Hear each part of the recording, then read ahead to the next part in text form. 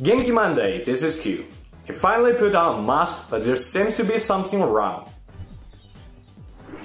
On July 11th, the US president appeared in front of the camera with officials. This time, he put on a mask. It was truly a historical scene, so these pictures quickly became the headline news in every major media. The reason to call it historical is that it is so different from his previous statements. On April 3rd, after dozens of recommendations from the US CDC, he held his position. I don't think I'll do it.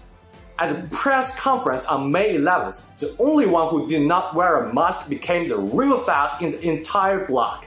However, the virus does not seem to be convinced. Looks like by April, in theory, when it gets a little warmer, it miraculously goes away. View this the same as the flu. Not only did COVID-19 not disappear, but it accelerated to spread with no pause. At the end, President Trump loosened up. I'm all for masks. He also mumbled words to comfort himself. It made me look like the Lone Ranger. Although 5 weeks ago, he mocked Biden for wearing a mask with a retreat. In the dogfight with science, tough guy Rambo finally becomes the most hated man by himself. So wearing a mask now is a flip-flopping. I ain't, I didn't.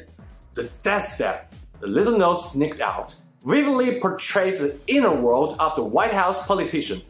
Rebellious, grievous, not convinced at all.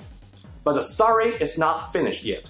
According to a CNN report on 13th, the White House is preparing to use Dr. Fauci to vent its anger because Fauci once opposed the idea that 99% US COVID-19 are totally harmless.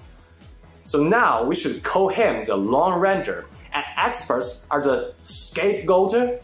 What we see is not a government that unites people to fight against the epidemic, but a power center driven by irrational emotions. The 24/7 vote priority has turned lively lives into cold calculus.